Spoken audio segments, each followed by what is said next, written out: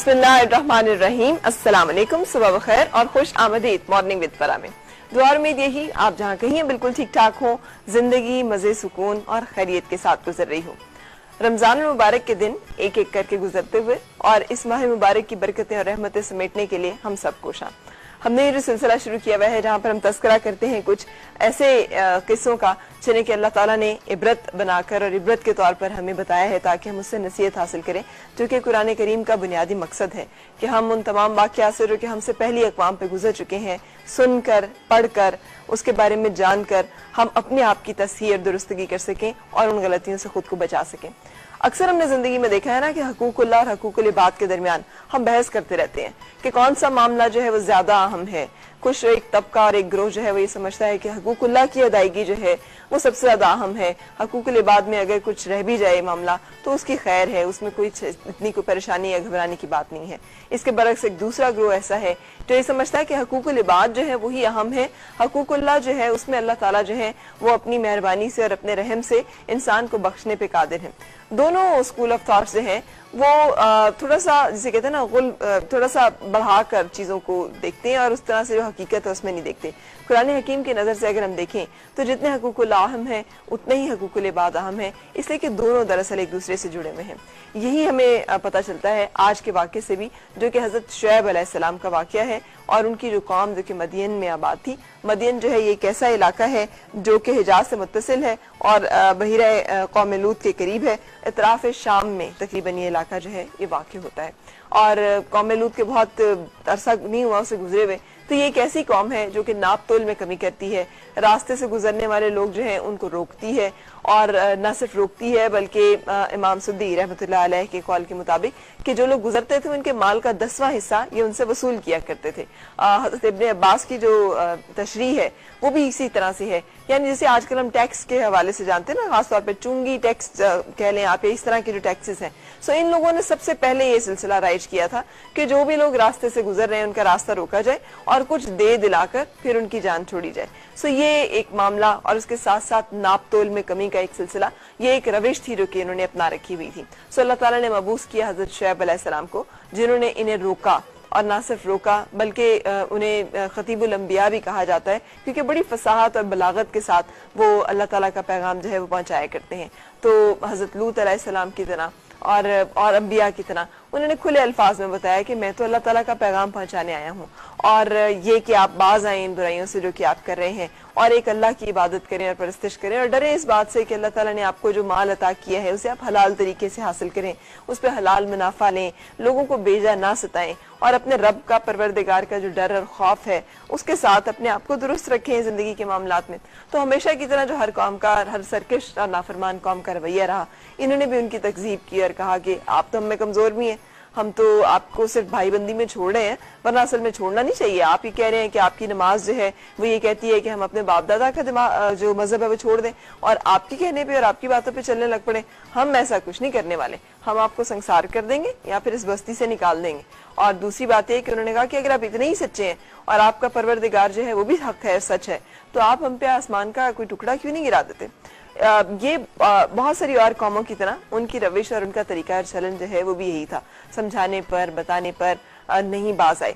तो हजरत शुएब अलैहिस्सलाम ने फिर जो दुआ की वो यही थी कि मेरी और मेरी जो जालिम कौम है इनके दरमियान आप फैसला फरमा दीजिए। सो अल्लाह ताला का फैसला जब नाजिल होता है तो मुख्तलिफ सूरह मुबारका में मुख्तलिफ अजाब की सूरतें जो है हमें पता चलती हैं। एक तो पता चलता है कि सख्त चंगार थी और दूसरा पता चलता है कि कोई साइबान वाला दिल, आसमान का कोई टुकड़ा था जिससे, बादलों का कोई टुकड़ा था जिससे कि आग बरसती थी, जिससे शोले निकलते थे और फिर जलजला था, बहुत सख्त और तेज जलजला। मुख्तलिफ आया मुबारका में इन तमाम जो है उनका जिक्र हुआ है अजाब का। एका कोई एक दरख्त था जो कि बहुत बड़ा सा दरख्त था और दरख्तों का एक झुंड था, ये उसकी परस्तिश किया करते थे और उसकी इबादत करते थे। सो जो एक तफसीर से हमें पता चलता है वो ये कि इन पे 7 दिन के लिए से हवा रुक गई थी कि गर्मी इस कदर शदीद हो गई थी कि ना हवा से कम होती थी ना पानी से कम होती थी। तो ये लोग एक खुले मैदान में जमा हुए और अभी उस मैदान में पहुंचे तो फिर बादलों का एक टुकड़ा आया। ये समझे कि बादल जो हैं वो अल्लाह ताला की तरफ से जाहिर है शायद कोई रहमत का जरिया है या बायस है, लेकिन बादल जो है वो अजाब अपने अंदर लिए हुए थे। जैसे ही बादलों के नीचे इकट्ठे हुए तो उसमें से आग की लपट और शोले निकले, नीचे से जलजला बहुत सख्त आ गया और सख्त चिंगार थी, जिसके साथ कुरान हकीम के अल्फाज के मुताबिक ये ऊंधे रह गए। अब ये ऐसी बुराई है, एक तो बुत शिकनी, एक तो बुत परस्ती, एक तो अल्लाह ताला को ना मानने की रविश और फिर उसके अहकामात को ना मानने की रविश और फिर उसके साथ साथ समाजी और माशरती बुराइयां, जहाँ पे नापतोल में कमी की जाती है, जहाँ पर हकूक का ख्याल नहीं किया जाता, जहाँ पे माशरती बिगाड़ पैदा किया जाता है, तो उस पर अल्लाह ताला ने कितनी सख्ती के साथ जो है वो वईद उन्हें पहुँचाई अपने अजाब की, और ना सिर्फ पहुँचाई बल्कि अजाब भी उन पर नाजिल हुआ। सो बहुत सारे ऐसे वाक़यात हैं जिनको देखकर हमें अपनी ज़िंदगी में बहुत सारे मामलात को दुरुस्त करने का मौका मिलता है।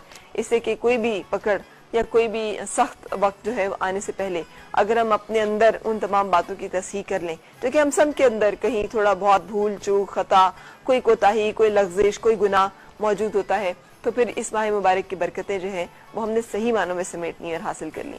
इसी दुआ और इसी ख्वाहिश के साथ आज के प्रोग्राम की तफसील आपके साथ शेयर करूंगी। सबसे पहले मिलेंगे डॉक्टर कमल कैसर से, जो कि आज जो हमने जिक्र किया है उसके बारे में कुछ ज्यादा तफसील से हमसे बात करेंगी। उसके बाद हम चलेंगे अपने प्रोग्राम के अगले हिस्से की तरफ, बातें कुछ खूबसूरती के हवाले से डॉक्टर नशीबा कुछ खूबसूरत गिफ्ट्स के साथ जो कि हम आपको भेजेंगे। आज की जो टॉपिक है उस पर बात करेंगी। किचन में हमारे जो शेफ हैं वो चस्का मुर्ग करी आपको बनाना बताएंगे, और उसके अलावा आज हम आपको कव्वाली जो है वो सुनाने जा रहे हैं। इमरान अजीज मियाँ कबाल जो हैं वो हमारे साथ होंगे और उनसे आप अच्छा सा कलाम जो है वो सुन सकेंगे।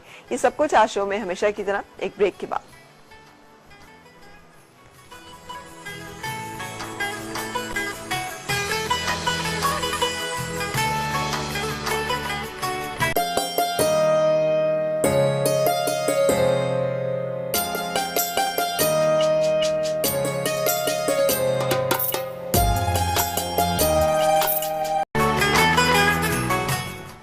खुश आमदीद और सुबह बखैर जनाब। अस्सलाम वालेकुम डॉक्टर कमल। वालेकुम अस्सलाम। कैसी हैं आप? अल्हम्दुलिल्लाह। आज हमने जिक्र किया है कौम शुएब का, हजरत शुएब अलैहिस्सलाम की कौम, जो कि ये सब हम देख रहे हैं अजाब की जो मुसलसल वाक़यात जो हमें सुनाए जा रहे हैं। बिल्कुल। वो एक सवाल जो ज़हन में पैदा होता है, वहां से बात शुरू करना चाहूंगी कि अल्लाह ताला तो रहीम व करीम है, गफूर रहीम है। हमारे लोगों का भी कॉन्सेप्ट है जो भी गुनाह हो माफ कर देगा, बख्श देगा, बख्शने पे कादिर है, और इसी पे आस लगाए रखते हैं हम। तो अजाब भी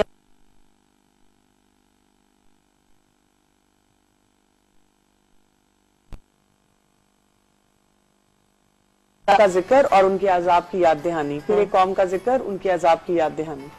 ठीक, तो ये बहुत इसका मतलब फिर क्या, हमें क्या, इसका मतलब ये है कि अल्लाह ताला गफूर रहीम उनके लिए है जो अपना रवैया दुरुस्त कर लें कि आपसे गलती हुई है, आप बहुत पशेमान हैं, आपको शर्मिंदगी है, तो आपने अपना रवैया दुरुस्त किया, अल्लाह ताला ने माफ कर दिया। एक बात तो ये। दूसरी बात ये कि ये जितने ईवल्स है ना, जो जितनी बुराइयों का अभी तक हम जिक्र कर चुके हैं और ये अक़वाम जो करती रही, आप देखें कि इसका इम्पैक्ट सिर्फ पर्सनल लाइफ तक नहीं है कि मेरी जाती जिंदगी तक महदूद है ये काम मामला, और ठीक है जी मैंने जो मर्जी किया, बाहर तो कोई मसला नहीं है। आप देखें इनमें से जितनी बुराइयां हैं ये पूरी सोसाइटी को जाके इफेक्ट कर रही है। ठीक है कि नहीं? आप जितने भी अभी तक हमने देखे, और आज जो हम बात करें नाप तोल में कभी, ये कोई छोटी बात है जिसको आप देखें कि आजकल फॉर ग्रांटेड लिया जाता है, और अगर कोई ये काम नहीं करता उसको बेवकूफ जाना जाता है। बिल्कुल। और लेन देन के मामला जो है कि इसका मतलब ये कि जब आपने किसी को देना हो, भले वो नापतोल के साथ देनी कोई चीज है, या फिर जैसे फर्ज किया अक्सर ऐसे भी होता है ना, कर्ज आपने लिया है, आज आपने लिए हैं 10 रुपए, वो कल 10 रुपए ऊपर नीचे हैं, तो वो लेते देते वक्त जो मामलात ऊपर नीचे होते हैं वो भी इसकी सब चीजें इसमें आती हैं। और इसमें ना जो सबसे बड़ी जो अहम बात है ना, आप ये देखें कि ये जितनी अक़वाम का हम पढ़ते आ रहे हैं, इनका एक जो बहुत बड़ा वो फैक्टर था वो ये था कि अल्लाह की नाफरमानी, पहले या उन्होंने कुफर किया या शिर्क किया, फिर वो आगे मूव किए। यानी अल्लाह की पहचान ही नहीं है। वो जात जिससे ये उम्मीद लगा के बैठे हैं कि हम बड़ी पहुंची हुई अक़वाम है, हमें पता नहीं क्या स्टेटस अल्लाह ताला देगा, तो वो ये नहीं सोच रहे कि हम पहले तो उसी का इनकार कर रहे हैं। बिल्कुल। और फिर वो जैसे आजकल के जमाने में हम कहते हैं ना फर्क, कोई भी मामला हम कहते हैं खुदा खौफी नहीं रही। बिल्कुल, खुदा खौफी हो तो इंसान कितने मामलात में उस तरह का बिहेवियर नहीं रखता जैसा रखना चाहिए। तो पहली बात तो ये आ गई। सही। अब ये जो कौम थी ना, ये लालची कौम थी, पैसे का लालच ना, यानी जो जखीरा अंदोजी करेगा या रिश्वत लेगा या नाप तोल में कमी करेगा, उसको नाजायज मुनाफा हासिल करने के लिए कुछ भी करने के लिए तैयार है। उसका लालच, उसको लालच ही है ना। बिल्कुल। और आप देखें कि रसूलुल्लाह सल्लल्लाहु अलैहि वसल्लम ने हमें भी यहाँ पे वार्न किया। एक हदीस में जैसे आता है ना कि रसूलुल्लाह सल्लल्लाहु अलैहि वसल्लम ने कहा था कि मेरी उम्मत के लिए माल से बड़ा फितना कोई नहीं है। सही। तो यानी कि हमारे लिए भी इसमें बहुत बड़ी वार्निंग है कि हम होशियार रहें। बिल्कुल सही। फिर आप ये भी देखें कि हम कई दफा ऐसे अजाब पढ़ते हैं तो हम सोचते हैं कि नहीं हम तो बहुत अच्छे हैं, कोई ऐसा मसला नहीं हो रहा। जो हमने करना है गलत काम हम करते चले जा रहे हैं, नमाजें भी पढ़ रहे हैं और कुरान भी थोड़ा बहुत पढ़ लेते हैं और रसूलुल्लाह सल्लल्लाहु अलैहि वसल्लम के लिए भी एक अकीदत का इजहार किसी न किसी शक्ल में कर देते हैं। लेकिन आप देखिए परेशानियां जिस तरह टूट टूट के हम पे आ रही है। हाँ जी। कभी कोई बीमारी आ रही है और वबा की शक्ल इख्तियार कर लेती है। फिर हमारे जो रिसोर्सेज हैं किस तरह कम हो चुके हुए हैं। कभी एक चीज की कमी है उसको ठीक नहीं हो पाती तो दूसरी चीज की कमी हो जाती है। सही। फिर आप देखें कि जैसे एक और हदीस में है कि एक दफा सहाबा को रसूलुल्लाह सल्लल्लाहु अलैहि वसल्लम ने कहा था कि एक जमाना ऐसा आएगा कि तुम लोगों के ऊपर जो बाकी बैरूनी अक़वाम होंगी इस तरह टूट पड़ेंगी जैसे दस्तरखान के खाने पे कोई टूटता है। और आज आप गजा देख लें, हर जगह देख लें। हाँ। खाली वही नहीं, वो तो अब इस वक्त बहुत बड़ा इशू एक बना हुआ है, लेकिन आप हर जगह देख लें। हाँ जी बिल्कुल। तो उस पे सहाबा बहुत हैरान हुए। उन्होंने पूछा कि या रसूलुल्लाह सल्लल्लाहु अलैहि वसल्लम क्या हम बहुत कलील तादाद में होंगे? तो उन्होंने कहा नहीं, तुम लोग उस वक्त लोग बहुत कसरत में होंगे, मुसलमान कसरत से होंगे, लेकिन ये कि वो ऐसे होंगे जैसे सैलाब आता है तिनकों को बहा ले जाता है। और वजह उन्होंने क्या बताई थी कि आपके अंदर वहन पैदा हो जाएगा। साहबा ने इस पे पूछा कि वहन क्या चीज है? तो उन्होंने यही कहा था कि माल की, दुनिया की मोहब्बत और मौत का डर। बिल्कुल। तो आप देखें ना कि ये जो फिर मामलात हैं, ये जो लव फॉर मनी के मेरे पास और आ जाए और आ जाए और आ जाए, और यही है ना कि आपका माल खराब है। बिल्कुल। और आप उसमें नाप तोल में इस तरह से कमी कर रहे हैं कि ये पैसे ज्यादा लेने के लिए दूध वाले से आप शुरू कर दें। हाँ जी, जो पानी मिलाना शुरू करता है। बिल्कुल। और उसके बाद आप आगे से आगे चलते हर तरह की मिलावट करने वाले और हर तरह की जखीरा अंदोजी करने वाला और हर तरह का जो है वो गलत काम जो है वो करने वाला। बिल्कुल। ऑफिसेज में जाएं रिश्वत। लेकिन हमारे यहाँ तो अभी भी हम इन चीजों को बहुत मामूली समझते हैं। हम समझते हैं रिश्वत लेके इसके साथ हम हाजा मिन फजल रब्बी लिखवा लेंगे और 10 उम्रे और 4 हज कर लेंगे और अपने सदकात के मुंह खोल देंगे, तो हमारा जो वो ब्लैक मनी है वो व्हाइट हो जाएगी। जैसे नेशंस में होता है, कौमों में होता है, मुल्कों में होता है कि ब्लैक मनी को व्हाइट करें। हम अल्लाह ताला के साथ भी ब्लैक मनी को व्हाइट करने के लिए रास्ते और तरीके देखे ना, अब कितनी अथॉरिटीज आपको चेक कर लेंगी। तो अल्लाह ताला कहते हैं कि जो मैंने तुम्हें ढील दी हुई है, ये जो वाकयात आते हैं ये हमें यही बताते हैं कि अल्लाह ताला की इस ढील को फॉर ग्रांटेड नहीं ले लेना चाहिए। अपने रवैये को ठीक करने की बहुत ज्यादा जरूरत है कि हम छोटे से छोटे मामले में और बड़े से बड़ी बात में इन सब चीजों से बचें। क्योंकि जब माल की मोहब्बत आएगी ना तो जखीरा अंदोजी भी होगी। होती है कि नहीं आप बताएं? कितने आजकल भी होगी। रमजान से पहले चीजें खत्म होनी शुरू हो जाती हैं क्योंकि रमजान में हर एक ने रेट बढ़ा देना जी। जबकि ऐसे मौके पे पसंदीदा है कि रेट कम कर दिया जाए। सही। लोगों के लिए आसानियां पैदा की जाए, लेकिन हर चीज का रेट ज्यादा हो जाएगा। फिर आप ये देखें कि ईद की जरूरत की जो चीजें हैं वो भी इसी तरह जैसे जैसे ईद के दिन नजदीक आते जाएंगे, एक तो उनकी क्वालिटी खराब होती जाएगी और दूसरा उनकी कीमत में इजाफा होता जाएगा। बिल्कुल। फिर आप जो रिश्वत की हम बात कर रहे हैं, आप देखें कोई इंसान को जायज मामला हो किसी ऑफिस में, उसकी फाइल नहीं मूव होगी। मैं भी रिसेंटली किसी खातून से बात करी थी। अब वो बेचारी ओल्ड एज में है, ओल्ड एज बेनिफिट के लिए वो जिस दफ्तर में गई हैं, आप सोचें कि उनकी फाइल नहीं मूव की गई। उन्होंने कहा कि कुछ चाय पानी लाएं, तो फिर हम देखते हैं। अच्छा। तो अब आप देखें ना कि वो इतना उसका दिल खराब होता है। वो बेचारी कहती है कि चलो मुझे जितना मिलना है कुछ तो मिल जाएगा ना, बाकी ले जाएं वो। सही। लेकिन आप देखें कि ये हराम, लेकिन हराम जो इस तरह से लेगा, लेकिन इसको हराम का समझने का कॉन्सेप्ट नहीं है ना। आपने, मैंने तो बहुत सारे बारिश लोगों को, बहुत सारे ऐसे लोगों को जो जाहिरी वज़ाकता में और रवैये में नमाज भी पढ़ रहे हैं, बहुत अच्छी तरह से उनके अपने दीनी मामलात भी रखे हुए हैं, लेकिन वो जो ना दीन और दुनिया को बड़ी क्लियरली डिफाइन किया हुआ है। वो समझते हैं कि जो वो काम कर रहे हैं उसमें वो अगर नाइंसाफी कर रहे हैं, किसी इंसाफ की जगह पे बैठे हुए हैं, तो अगर हक देने की उनकी जिम्मेदारी हक तलफी कर रहे हैं और अगर इस तरह की कोई माशरती या समाजी बुराई उनके अंदर मौजूद, तो उससे कोई फर्क नहीं पड़ता। वो तो बहुत अल्लाह ताला बहुत रहीमो करीम है। ये तो कॉन्सेप्ट है ना, और वो उनके सदकात और खैरात और ज़कात और हज और उम्रे के और नमाजों की वजह से उनको बख्श दिया जाएगा। बिल्कुल। तो इसका मतलब है कि ये मामला ऐसे नहीं है। और आप देखिए नाप तोल की कमी की जो बात है, इसमें खयानत का कॉन्सेप्ट भी आता है और उसमें बड़ी सख्त वईद वाली हदीस है कि रसूलुल्लाह सल्लल्लाहु अलैहि वसल्लम ने कहा था कि जो शख्स किसी काम में खयानत करेगा वो क़यामत के दिन 7 जमीनों में धंसाया जाएगा। अब खयानत भी ऐसी चीज है ना कि आप अपनी ड्यूटी पूरी नहीं कर रहे, काम को सही तरह से अंजाम नहीं दे रहे।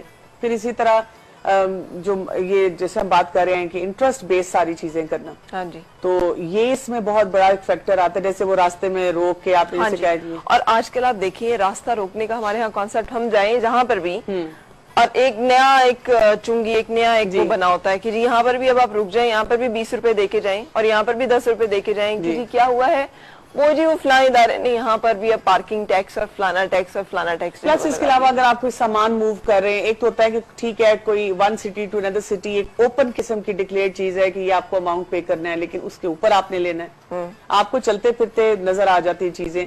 और उसके बारे में आता है कि मेराज की रात को रसूलुल्लाह सल्लल्लाहु अलैहि वसल्लम ने जिन कुछ लोगों को देखा था कि उनके पेट के अंदर सांप थे, उन्होंने कहा था ये वो लोग हैं जो इस किस्म का कारोबार करते हैं, जो इंटरेस्ट बेस्ड मामला जो हैं अपने रखते हैं। सही। तो मतलब ये चीजें जो हैं जब तक हम ये रोकेंगे नहीं अपने आप को, हम कैसे उम्मीद रख सकते हैं? अभी जो एक सवाल अक्सर लोगों के जहन में पैदा होता है, मेरे जहन में भी पैदा हो रहा है, एक मुआशरा होता है ना, एक सिस्टम होता है जिसका आपने खुद जिक्र किया। जब एक सिस्टम ही गलत रविश आप नहीं देना चाहते हैं लेकिन वो कह रहे हैं चाय पानी लेकर आए, तो अब आप उन्हें गोली तो मारने से रहे, और उन्हें अगर आप वहां पे लेक्चर देंगे तो वो कहेंगे जाइए जी लेक्चर अपना अपने पास रखें, 600 साल तक आपकी काम करवा लें फिर आप अपना। तो फिर अब आपको दिए बगैर चारा नहीं है, और हमें पता है कि राशि वल मुर्तशी दोनों ही जहन्नुम में। अब फिर क्या करें, अब कहाँ जाए? बिल्कुल, यही तो अभी हमारे इसीलिए तो मैं बता रही हूँ कि अजाब इसीलिए तो आते हैं। इस कौम के ऊपर भी अजाब इसी वजह से आया था कि वो जब कॉमन लोग सारे सफर करना शुरू कर दें तो वो किधर जाएं, किससे बात करें? सही। तो अब बात ये कि जो उलमा कहते हैं कि अगर आपका कोई जायज मामला है तो बहुत कराहत के साथ आप उसको फिर मामला हल करवाएं उस वक्त, क्योंकि आपका एक जायज काम जो है वो रुका हुआ है। लेकिन ये हल नहीं है ना, सिर्फ सही हल तो यही है कि लोगों को इन वाकयात के जरिए जगाया जाए। और इसमें मैं समझती हूँ फरा कि हमारी खवातीन का बहुत बड़ा रोल है।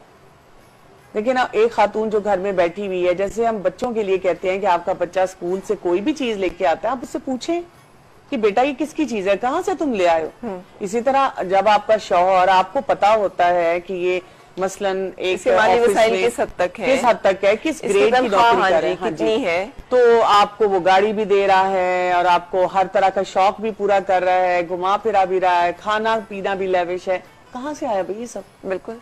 और खवातीन को फिर वहां पे कट आउट करना चाहिए। नहीं तो अब यही जो मैं बात आपको कह रही हूँ कि एक जमाना था हम सोचते थे कि जो गरीब गुरबा हैं वो सफर कर रहे हैं, खवातीन बल्कि ज्यादा बढ़ावा देती हैं, वो तो अपनी फरमाइशों की फहरिस्त और ज्यादा तवील करती चली जाती है। और बाज़ औक़ात तो खवातीन और बच्चों के लिए ही अक्सर जो मर्द है वो कहते हैं जी हम घर वालों की जरूरियात और ख्वाहिशात को पूरा करने के लिए मजबूर हैं कि हम ये रास्ते जो है इख्तियार करें। बिल्कुल यही बात है ना कि वो कंपटीशन का ऐसा वो सिलसिला चल चुका है कि हमें एक लाइफस्टाइल भी मेंटेन करना है और हमें जो है बाकी जरूरियात भी अपने साथ रखनी है।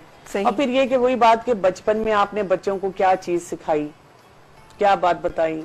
जैसे एक जगह कहीं गैदरिंग थी तो फैमिली के कुछ लोग थे, तो वहां पे जो लोग जिनको मजबूरी की वजह से कोई रिश्वत देनी पड़ गई थी किसी को, लेकिन वो बहुत खुल्लम खुल्ला उस पर गुफ्तगू कर रहे थे। बिल्कुल। तो अच्छा आजकल तो डॉक्टर कमल ये देखें कि वो क्या है 62-63 कितना जिक्र हम सुनते हैं, और वो सिंपल बातें जो ये हमने शायद पैदा होते ही जो सुनना शुरू कर दी थी, सच बोलो, अमानत का ख्याल करो, आप मतलब किसी ऐसी अखलाकी बुराई में, किसी ऐसे मामले में मुलविस ना हो, कोई इस तरह का जुर्म, कोई इस तरह का गुनाह, भले वो जाती, आज हमने ये भी तखसीस करना शुरू कर दी है, पर्सनल मामलात है, और ये मामला जो है ना ये अकाउंटेबल ये भी है फर्क कि अब इसके बगैर तुझे गुजारा ही नहीं। हाँ, हमने एक्सेप्ट भी कर लिया। और यहाँ तक भी हम कहते हैं कि चलो जी एक बंदे में 10 बुराइयां हैं तो दूसरे में 100 है, तो 10 वाला जो है ना वो ज्यादा बेहतर है, ज्यादा अच्छा है 100 की निस्बत, बनिस्बत इसके कि हम उसकी बुराइयां हमें छोटी लगे और दूसरे की बुराइयां जो है हमें बड़ी लगे। तो ये अजीब और गरीब हमने मामला। फिर आप ये देखें कि जो साहब मदियन से हमें पता चलता है कि जब उनके ऊपर जरा मुश्किल आई फिर अल्लाह ताला ने आसानी दी, मौसम अच्छा, सब कुछ, तो बड़े खुश हो रहे हैं, सब निकल आए एंजॉय करने की, हमारी जिंदगी तो बहुत अच्छी गुजर रही है, हम तो बहुत एंजॉय कर रहे हैं, लेकिन वहीं से अजाब आया, वहीं से पकड़ अल्लाह ताला की जो है आगे उनकी। तो हम अब इसमें से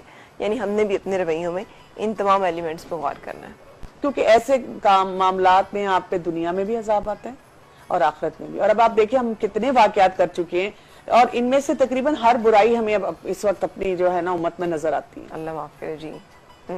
और हम उस जमाने में तो आप देखें ना कि एक उम्मत एक गलत काम कर रही है, इस वक्त हम सब गलत काम कर रहे हैं और वो सारे काम नजर आ रहे हैं हमें यहाँ पे होते हुए। बिल्कुल सही। सो हम इसी एक नोट के साथ यहाँ पर अपनी बात को रोकेंगे और एक ब्रेक के लिए रुकने के बाद प्रोग्राम के अगले हिस्से में आपसे मुलाकात। Thank you.